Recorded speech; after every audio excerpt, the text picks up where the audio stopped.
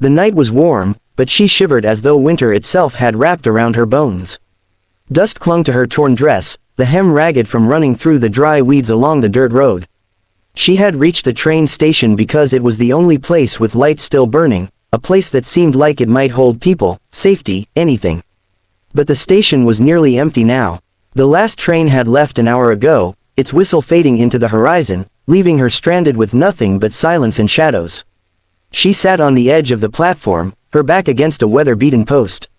The lantern above her buzzed faintly, throwing uneven light across her face. A bruise had swollen along her jaw, sharp and dark against pale skin, and when the wind shifted, she winced, as if even the touch of air could reopen old pain. She pulled her knees to her chest, arms locked tight around them, as though her body could fold into itself and disappear. Her breath came in shaky gasps. She tried to hold them steady, tried to quiet the storm inside her chest, but the truth kept pressing harder than the night air: nobody's coming. She had escaped the shouting, the cruel fists, the kind of love that felt more like chains than arms. She thought leaving would bring freedom. She thought stepping into the unknown would be better than staying in that house, that life. But as she sat on the splintered wood of the platform, dust in her hair and blood drying near her temple, she felt smaller than ever. A carriage rattled past on the street, iron wheels groaning over the stones. For a brief second, she hoped it might stop, that someone inside might look at her with pity, or maybe with kindness. But it rolled on, its driver flicking the reins without sparing her a glance. Just another shadow on another night. She pressed her forehead to her knees, blinking against tears that slipped down anyway, burning hot on her skin. The cicadas sang in the grass, a chorus that made her feel more alone. Above her, the stars stretched endless, indifferent to the small, bruised figure huddled below. She thought of her mother, long gone, of the gentle lullabies she barely remembered. She thought of the girl she used to be, full of laughter, before life had stolen it away. Now she was nothing but a ghost in her own body, waiting for a train that had already passed her by. Every sound made her flinch. The crunch of gravel, the echo of boots, the slam of a distant door. She kept expecting the past to catch her, to drag her back into the dark she had fled. Her heart thudded hard enough that she pressed a hand to her chest, as though she could hold it still. "No one's coming," she whispered to herself, the words tasting bitter and final.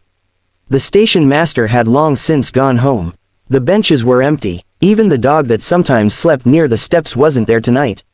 Just her and the silence that threatened to swallow her whole. She thought of running again, of walking into the fields until the ground gave way under her feet. She thought of curling up in the dirt and letting the stars blink her out of memory. A sob broke free from her throat, muffled against her knees. It wasn't the first time she cried alone, but it was the first time she truly believed no one would ever see her tears. And then, boots, slow, steady steps crunching against the gravel road leading to the platform. At first, fear knotted her stomach. She curled tighter, praying whoever it was would pass by. She didn't want to be seen like this. She didn't want cruel eyes finding her, mocking her weakness, or worse, taking advantage of it. The footsteps stopped just short of where she sat. She felt the shadow fall over her, and her breath caught. Slowly, hesitantly, she lifted her head. A man stood there, a cowboy, his hat tipped low, his shirt faded from the sun, boots worn and scarred from miles of dust.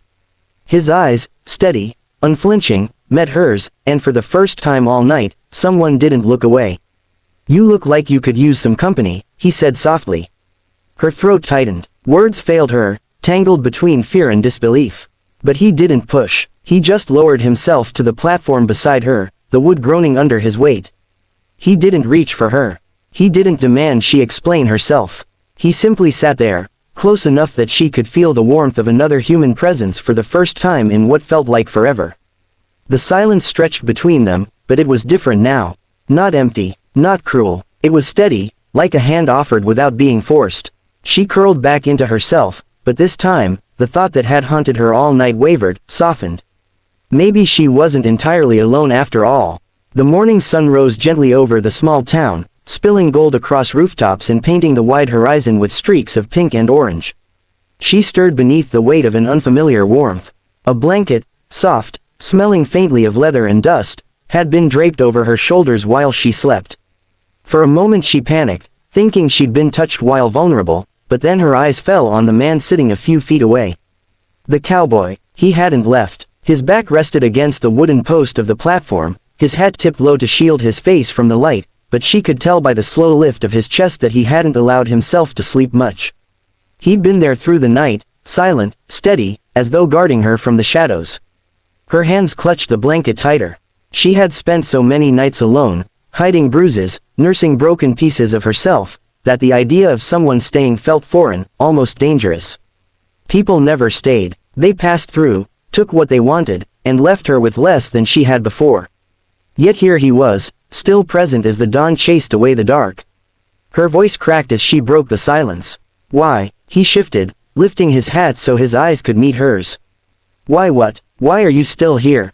She hated how fragile she sounded, like the words themselves might splinter in the air. His expression softened, because no one should have to sit in the dark alone. Not when someone can sit with him. The simplicity of it cut deeper than any elaborate promise could have. No pity, no judgment. Just truth. Her throat tightened, and she looked away quickly, blinking hard. She had sworn she wouldn't cry again, not in front of anyone. But her chest ached with the unfamiliar weight of being seen, not as something broken to be discarded, but as a person worth staying beside. She tried to push the blanket back toward him. You didn't have to. I know, he interrupted gently, not reaching to take it. But I wanted to. The words settled between them like a stone dropped into still water, ripples stretching wider than she expected. Wanted. No one had wanted to do anything for her in so long. Most of the world barely noticed she existed. The hours stretched as the town slowly woke. Wagons rolled down the street, merchants began to set up their shops, the smell of bread drifted faintly from the bakery on the corner. He stayed with her through it all, never once shifting away, never once suggesting he had somewhere better to be. When her stomach growled, heat flushed her cheeks. She hadn't eaten since yesterday, and shame twisted inside her.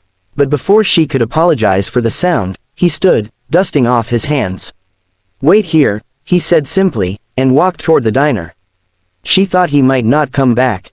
That this would be the moment he left, quietly, without goodbye, like everyone else before him. But minutes later he returned, carrying 2 warm biscuits wrapped in paper.